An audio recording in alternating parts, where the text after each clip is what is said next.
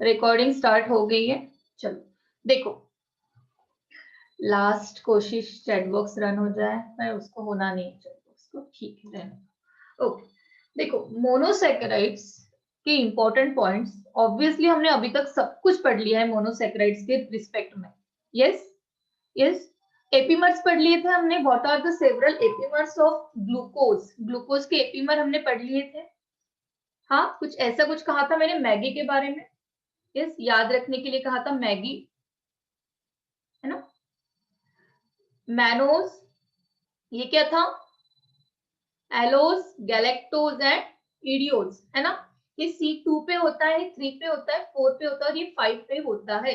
Means these all are the epimers of glucose. Means glucose जैसा ही structure है, सिर्फ कार्बन नंबर सेकेंड पे OH का जो अरेंजमेंट है ग्लूकोज का, अगर OH का अरेंजमेंट देखो आप तो COH H ऐसा है इन जनरल, ठीक है। हाँ, बट इस जगह पे मैनोज के वक्त क्या हो जाएगा, H और सॉरी OH CH हो जाएगा, यानी ऐसा हो जाएगा। these are what, this is, समझ लो कि यहाँ से मैंने सिर्फ सेकेंड कार्बन को ही बताया है, यहाँ पे 6 कार्बन और होंगे। ऐसा कुछ लंबा स्ट्रक्चर होगा, सिर्फ मैं ग्लूकोज का सेकेंड कार्बन को फोकस कर रही हूँ। और यहाँ पे मैंने मैनोज का सिर्फ सेकेंड कार्बन ही बताया है, दिस इज सेकेंड वन। कि सिर्फ अरेंजमेंट देखो, यहाँ पे OH है और यहाँ पे इधर OH है, तो C2 सेकेंड कार्बन पे अरेंजमेंट वेरी करती है, यहाँ पे थर्ड कार्बन पे, यहाँ पे फोर्थ कार्बन पे और यहाँ पे फिफ्थ कार्बन पे। These all are epimer. What are epimer? Epimers are such a kind of such a kind of structure whose molecular formula is same but their structural arrangement is somewhat different। ठीक है, तो ये हो गए epimer जो कि आपको याद रखना है, इस पे क्वेश्चंस आ सकते हैं। ग्लूकोज के पूछेंगे, हार्डली ज्यादा कुछ नहीं पूछेंगे, ठीक है, आपके लेवल पे। ओके, तो मोनोसैकेराइड के समवॉट इंपॉर्टेंट पॉइंट्स थे लास्ट स्लाइड कि मोनोसैकेराइड कलरलेस है, आपको पता है। Yes, monosaccharide is colourless because starch की बात करते हैं, स्टार्च इज अ पॉलीसैकेराइड जो कि आपको व्हाइटिश कलर का दिखता है, झाग जो आपको इस पे दिखता है, राइस पे, है ना, जब बॉइल होती है राइस दैट टाइम।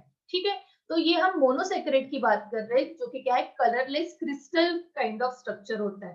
ठीक है, sweet tasting solids that show oxidation, esterification and fermentation। esterification का कंसेप्ट हम पढ़ेंगे आगे जाके, जब मोनोसैकेराइड दूसरे किसी मोनोसैकेराइड के साथ ज्वाइन होते हैं, कभी कभी उनमें ऐसा कोई अलग से स्ट्रक्चर बनता है जहां पे ईस्टर बॉन्ड फॉर्म होते हैं। अभी के लिए इतना याद रखो कि मोनोसैकेराइड, एक मोनोसैकेराइड दूसरे मोनोसैकेराइड के साथ अगर कभी ज्वाइन होना चाहे तो उसमें ईस्टर ईस्टर के बॉन्ड, आपको तो पता है कि यहाँ पे ग्लाइकोसिडिक बॉन्ड होता है। I am not talking about this, glycosidic bond is obviously it should be a glycosidic only. Glycosidic bond is a main bond जो कि हर किसी मोनोसैकेराइड को जोड़ता है। मैं बात कर रही हूँ कि इसके अलावा भी एक ईस्टर बॉन्ड आता है, जब वो आएगा that then we will see, आज होगा ये। तो आपको सिर्फ इतना याद रखना है कि मोनोसैकेराइड के साथ कौन कौन सी रिएक्शन हो सकती है। एक तो कभी उसमें उसके साथ ऑक्सीडेशन हो सकता है जो कि हमने ऑलरेडी देखा था, जिसमें ग्लूकोरोनिक एसिड की और बाकी सब बात की थी हमने। रिडक्शन की भी बात की थी हमने, ठीक है, याद है कुछ, रिडक्शन की भी बात की थी हमने जिसमें सॉर्बिटॉल और मैनिटॉल बनाया था।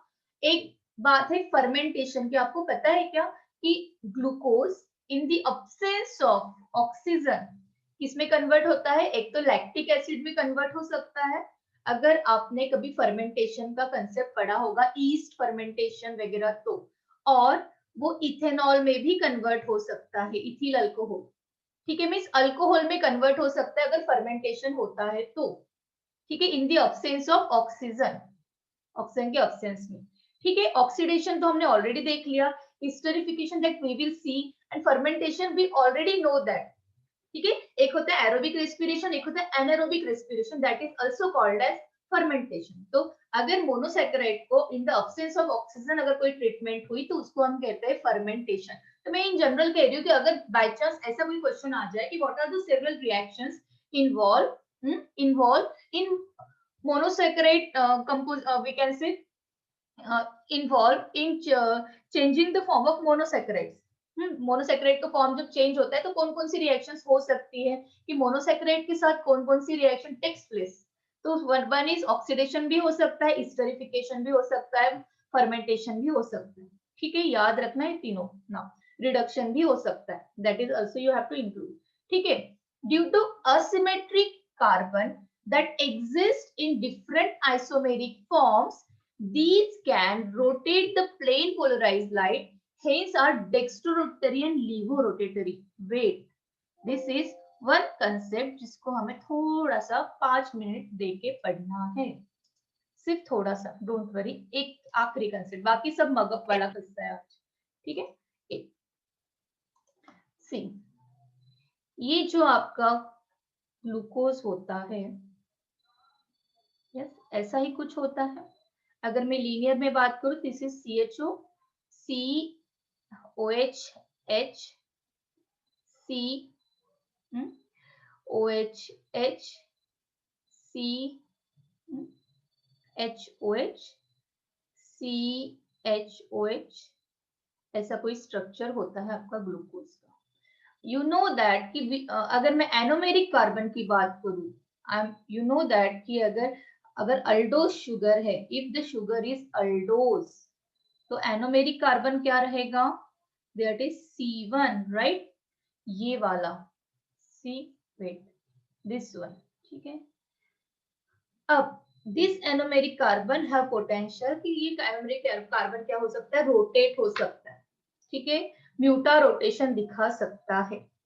अगर अगर समझ लो कि हमने एक सॉल्यूशन लिया है कोई टेस्ट ट्यूब में, हाँ, शुगर का सॉल्यूशन लिया है, ग्लूकोज का सॉल्यूशन लिया है, ठीक है, हाँ, अगर हमने इन जनरल सॉल्यूशन लिया है, अब उसमें जो जो मॉलिक्यूल्स होंगे, अगर ग्लूकोज की मॉलिक्यूल है तो अगर हमने यहाँ से कोई लाइट पास की, पोलराइजर हो बीच में, अगर हमने लाइट पास की तो ये लाइट क्या होगी, ये light after passing through this solution, ये लाइट क्या होगी, इधर क्लॉकवाइज या एंटी क्लॉकवाइज रोटेट होगी।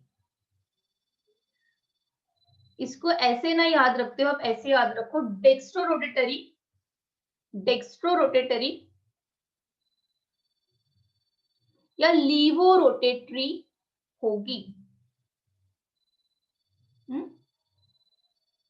यानी एक तो इस टाइप से, नहीं तो इस टाइप से ये क्या होगी, रोटेट होगी। यानी एक तो वो राइट साइड में, नहीं तो वो लेफ्ट साइड में, इस टाइप से वो रोटेट होगी। आप उसको कह सकते हो डेक्स्ट्रो रोटेटरी, नहीं तो लीवो रोटेटरी। डेक्स्ट्रो रोटेटरी के लिए हम प्लस साइन रखते हैं और लीवो रोटेटरी के लिए हम माइनस साइन रखते हैं। ठीक है, एक तो राइट नहीं तो लेफ्ट। इसको अगर इस बेसिस पे समझना है, इस कार्बन के बेसिस पे, तो देखो अगर ये कार्बन ऐसा है, तो इस फॉर्म को हम क्या कहते हैं, अल्फा फॉर्म। ठीक है, अगर ये कार्बन ऐसा है, इस फॉर्म को कहते हैं हम बीटा फॉर्म। ठीक है, तो ये अल्फा फॉर्म भी डेक्स्ट्रो हो सकता है, बीटा फॉर्म भी डेक्स्ट्रो हो सकता है। इसको अगर मैंने अगर ऐसा प्लस लिखा तो मतलब ये है कि this is what, dextro rotatory. ठीक है, अगर मैंने माइनस लिखा तो this is what, laevo rotatory. तो एक ही कंसेप्ट है सिर्फ कि डेक्स्ट्रो रोटेटरी और लीवो रोटेटरी, ये आपका म्यूटा रोटेशन को दिखाता है, दैट्स इट, बाकी नहीं। बहुत ज्यादा केमिस्ट्री में ये पोर्शन आपको केमिस्ट्री में 12th क्लास में फिर से आएगा, ये कंसेप्ट आपको वहां पे आएगा, आपको बायो के बेसिस पे वो ज्यादा नहीं पूछेंगे। ठीक है, अब देखो, due to asymmetric carbon there exist different isomeric forms, these can rotate the plane polarized light, hence they are dextrorotatory and levorotatory। ठीक है, वो जो प्लेन, आप प्लेन पोलराइज लाइट डालते हो, उसको कैपेसिटी है उसकी कि वो रोटेट कर सके, एक तो राइट नहीं तो लेफ्ट। लेफ्ट से लीवो याद रह जाता है, राइट से डेक्स्ट्रो याद रह जाता है। उसको डेक्स्ट्रो के लिए हम पॉजिटिव याद रखते हैं, लीवो के लिए हम निगेटिव याद रखते हैं, इतना याद रखना है।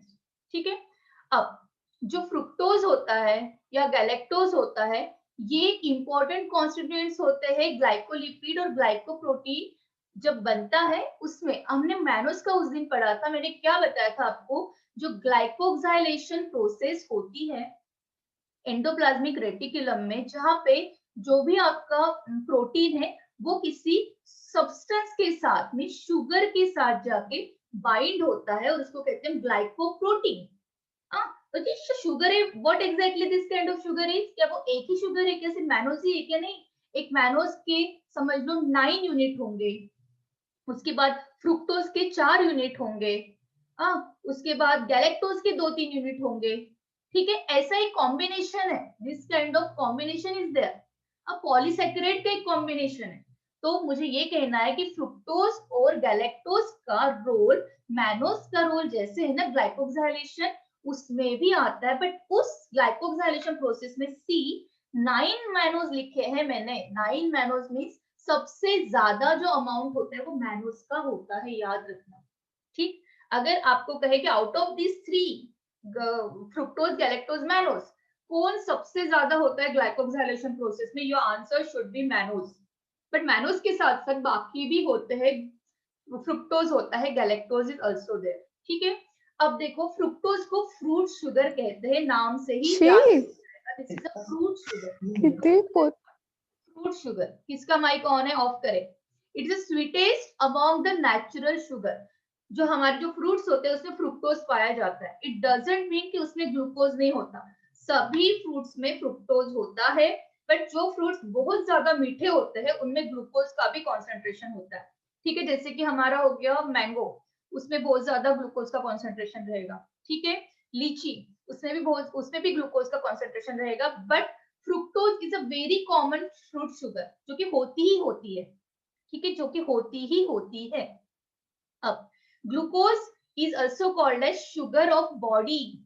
ये मैं पॉइंट क्यों बता रही हूँ, बिकॉज इस पॉइंट पे डायरेक्ट क्वेश्चन आ जाता है।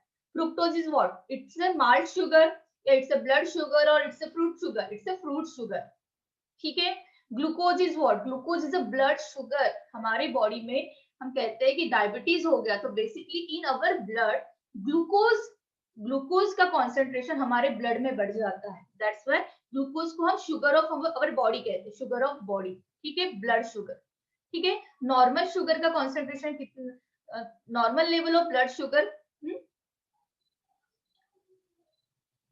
इतना होना चाहिए। ठीक है, 80 to 120 mg होना चाहिए। ये हो गया फास्टिंग का, जब कुछ खाया नहीं है ये, और ये हो गया खाने के बाद का। ठीक है, इसको सिस्टोल डायस्टोल से कंपेयर ना करें, वो बात अलग है। ठीक है, सिस्टोल डायस्टोल से कंपेयर ना करें, वो हार्ट की बात है, वो that is a different thing, that is a different thing. ठीक है, अब ये सब पॉइंट्स पे अलग अलग पॉइंट इसलिए लिखे कि इस पे ऐसे क्वेश्चन पूछ लेते हैं। ठीक है, if glucose exceeds then the condition is called as glucosuria. एक कंडीशन होती है जिसमें कि आपकी बॉडी में ग्लूकोज का कॉन्सेंट्रेशन बहुत ज्यादा बढ़ जाता है, या यूरिन से भी बहुत ज्यादा ग्लूकोज सीक्रेट होता है, उस कंडीशन को हम ग्लूकोजूरिया कहते हैं। ग्लूकोजूरिया उस कंडीशन को कहते हैं। डिजीज की बात नहीं करी मैंने उस कंडीशन की बात की। डिजीजेस तो there are several other, diabetes is a disease, उस कंडीशन को बॉडी में glucosuria condition is develop, that condition is called as glucosuria. Disease is a disease को हम अलग नाम से बोलेंगे। ठीक है, जब अगर ग्लूकोज का कॉन्सेंट्रेशन बढ़ जाता है तो उसको ग्लूकोजूरिया कंडीशन कहते हैं। ये सीधे सीधे पॉइंट थे। ठीक है, चलिए अब ऑलिगोसैकेराइड पे चलते हैं। मोनोसैकेराइड का कंसेप्ट क्लियर हो गया है। ठीक है, ठीक, अब ऑलिगोसैकेराइड में हम 2 से 10 तक, if two glucose unit bind with each other, that is disaccharide. If 3 bind with each other, that is trisaccharide. If 4 bind with each other, that is tetrasaccharide. If 5 bind with each other, that is pentasaccharide. अगर ऐसे ही 10 तक वो bind होते हैं तो that all complete, इसको हम ऑलिगोसैकेराइड कह सकते हैं। Disaccharide can be oligosaccharide. Oligosaccharide एक फैमिली है जिसमें 2 से 10 तक जितने भी शुगर यूनिट कंटेनिंग मॉलिक्यूल्स होंगे उनको हम रख सकते हैं एक कॉमन फैमिली, ठीक है। Disaccharide, try up to dectasaccharide, all are oligosaccharide. More than 10 that is a polysaccharide that we will see. There are lots of things, ठीक है। अब यहाँ से थोड़ा सा मेमोराइजिंग वाला फंडा याद शुरू हो रहा है फटाफट। देखो, oligosaccharide it is forms due to condensation of 2 to 10 monosaccharide unit. Condensation, what does it mean? What does it mean?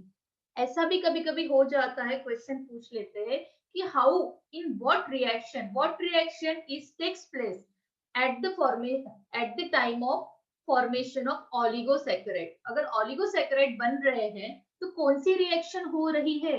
You should know the reaction will be condensation. Means here there will be a removal of water molecule. There will be a removal of water molecule. Mean see यहाँ पे in general यहाँ पे if this kind of structure is there और यहाँ पे समझ लो this is 1 second third and ये है आपका 4th कार्बन, ठीक है। यहाँ पे आपको इस टाइप का स्ट्रक्चर मिल रहा है। तो यहाँ पे 10 मिनट हो गए, तो यहाँ पे वाटर मॉलिक्यूल रिमूव होंगे। Here there will be a removal of water molecule. हम तो अब पहले से पढ़ते आ रहे हैं ना, हम तो पहले से ही पढ़ते आ रहे हैं कि जब कभी कोई बॉन्ड बनता है मैक्सिममली वहां पे आपको वाटर मॉलिक्यूल का रिमूवल मिलता है। Yes, see and now this bond is this is what oxygen bridge. इसको क्या कहेंगे हम? Oxygen bridge. एक ऑक्सीजन का ब्रिज कहेंगे जो कि एक यूनिट को, एक शुगर के यूनिट को दूसरे शुगर के यूनिट के साथ क्या कर रहा है? जोड़ रहा है। मैंने अभी तक आपको यहाँ पे कुछ भी नहीं बताया, अल्फा बीटा कुछ भी नहीं। मैं इन जनरल बात करूँ, जनरली ये अल्फा ही है बिकॉज यहाँ पे HOH था और यहाँ पे भी HOH था। This is alpha. अगर बॉन्ड की बात करूँ तो यहाँ पे फर्स्ट कार्बन है तो दिस इज कार्बन नंबर 1 और यहाँ पे बात करूँ दिस इज कार्बन नंबर 4। तो ये क्या होगा? ग्लाइकोसिडिक बॉन्ड तो होगा। This is what? This is just a glycosidic bond. जो भी ऐसा ऑक्सीजन ब्रिज दिखता है आपको जहाँ पे 2 शुगर के मॉलिक्यूल ज्वाइन होते हैं, इसको ग्लाइकोसिडिक बॉन्ड कहते हैं। एक क्वेश्चन में मैंने देखा था कि which kind of glycosidic bond present in joining of 2 sugar molecule. See सुनो, which kind of glycosidic bond is present in joining of 2 sugar molecule. आपको कि मैम सिर्फ ग्लाइकोसिडिक बॉन्ड ही तो होता है, और कौन सा टाइप ऑफ ग्लाइकोसिडिक बॉन्ड होता है? नहीं, 2 टाइप के ग्लाइकोसिडिक बॉन्ड होते हैं, एक होता है N और एक होता है O और N। यहाँ पे जो ग्लाइकोसिडिक बॉन्ड है वो है O ग्लाइकोसिडिक बॉन्ड। सी यहाँ पे O से ज्वाइनिंग हो रही है दोनों की। Yes, clear. This is in carbohydrate at the time of joining of at the time of formation of disaccharide or trisaccharide, 2 sugar molecules unite with each other, it form a bond with each other. That bond is called as O glycosidic bond. Why I am saying O? Because here oxygen molecule is involved in formation of that glycosidic bond.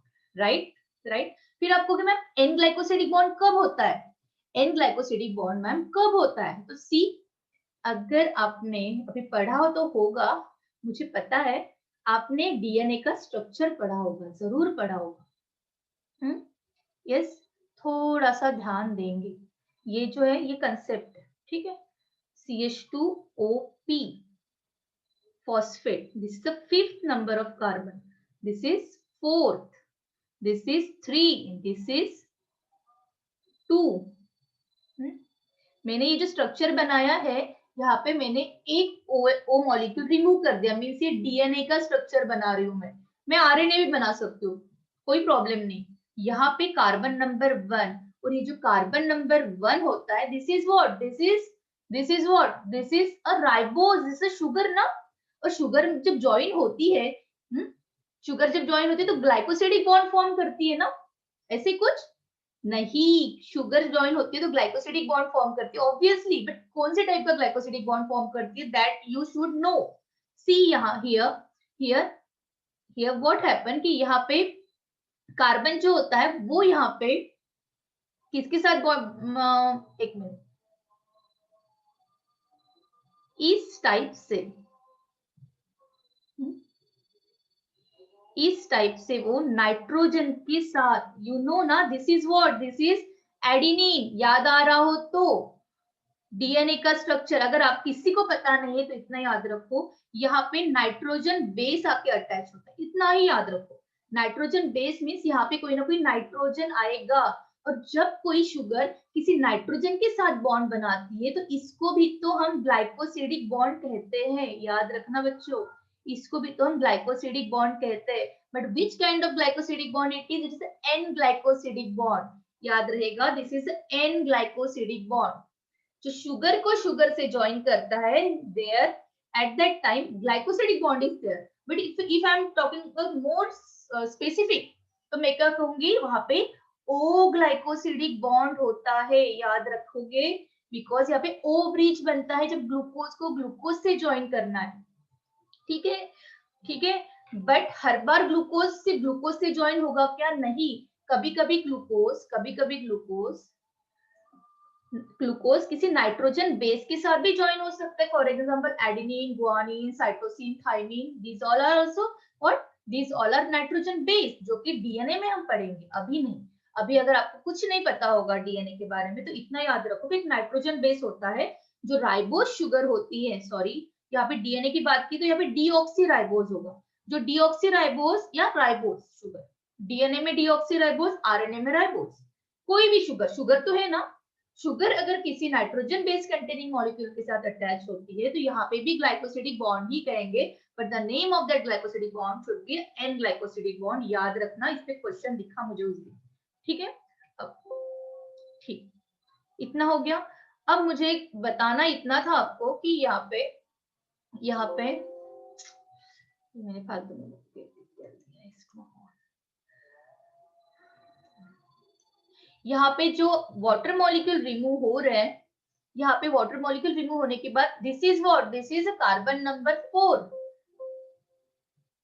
इसको keep लेना,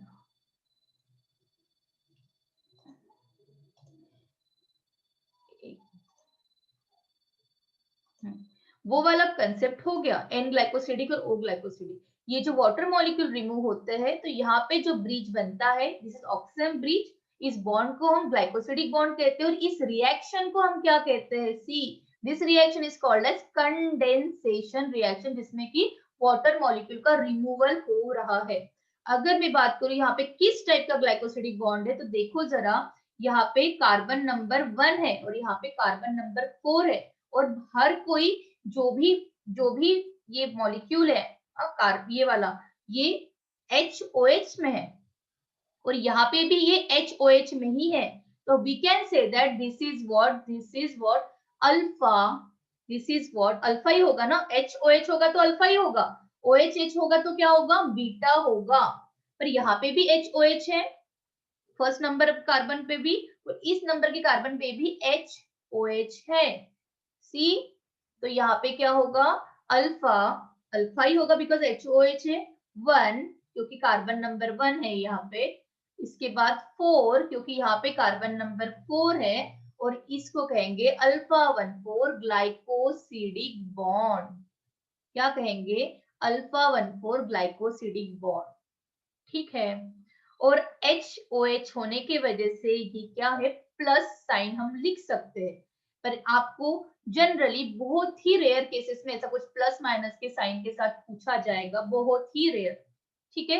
नहीं तो सिर्फ dextro लिवो rotatory basically क्या होता है, वो plane polarise light को रोटेट करते हैं, उसको कहते हैं डेक्स्ट्रो रोटेटरी, एक क्लॉकवाइज और एक एंटी क्लॉकवाइज, इसी को हम जो क्लॉकवाइज होता है उसको हम राइट प्लस से डिनोट करते हैं, जो एंटी क्लॉकवाइज होता है उसको हम माइनस से करते हैं, जिसको लीवो कहते हैं, सिंपल इतना ही और कुछ नहीं, ठीक। अब आपका लास्ट 1 मिनट रहा है, उसके बाद फिर से ज्वाइन करना है, ये स्लाइड को देखो जरा, मैं इस पॉइंट पे थी सी, मैं किस पॉइंट पे थी, मैं सिर्फ इस पॉइंट पे थी कि कंडेंसेशन हो रहा है। मीन्स कंडेंसेशन जब होगा तब क्या होगा, हर कोई ग्लूकोज मॉलिक्यूल एक दूसरे के साथ ज्वाइन होगा, बीच में से वाटर मॉलिक्यूल रिमूव हो गए, उस रिएक्शन को कहते हैं हम, जहाँ पे टू मॉलिक्यूल्स कंबाइन होते हैं in the presence of catalyst. What is catalyst? Is nothing but enzyme. बीच बीच में कोई एंजाइम्स आते रहते हैं जो कि दो मॉलिक्यूल्स को ज्वाइन करते हैं। अभी हम एंजाइम्स के बारे में नहीं देखते, ठीक है। With important is that with elimination of water molecule और some other simple molecules, but maximally यहाँ पे क्या होता है, वाटर मॉलिक्यूल ही तो ज्यादातर रिमूव होता है हर किसी बॉन्ड में, ठीक है। वाटर मॉलिक्यूल ही याद रखोगे। यहाँ पे एलिमिनेशन किसका हो रहा है, वाटर मॉलिक्यूल का। That reaction is called like condensation. जब कभी बहुत सारी शुगर मॉलिक्यूल्स एक दूसरे से यूनाइट होते, उस रिएक्शन को कहते हैं हम कंडेंसेशन रिएक्शन, ठीक है। डाइसैकेराइड्स जो होते हैं वो दो मोनोसैकेराइड यूनिट को ज्वाइन करते हैं, जिसके बीच में ग्लाइकोसिडिक बॉन्ड होता है, और जो बॉन्ड बनता है वो बॉन्ड अल्फा भी हो सकता है, अभी मैंने बताया। अगर उसका ओरिएंटेशन HOH है तो अल्फा रहेगा। अगर उसका ओरिएंटेशन यहाँ पे HOH है तो अल्फा ही रहेगा। First carbon, this is a fourth carbon. अब कौन ज्वाइन होना चाहता है? अब तो हमारा नेक्स्ट ज्वाइनिंग होगी ना, ठीक है। फिर से आपको ज्वाइन करना है फटाफट।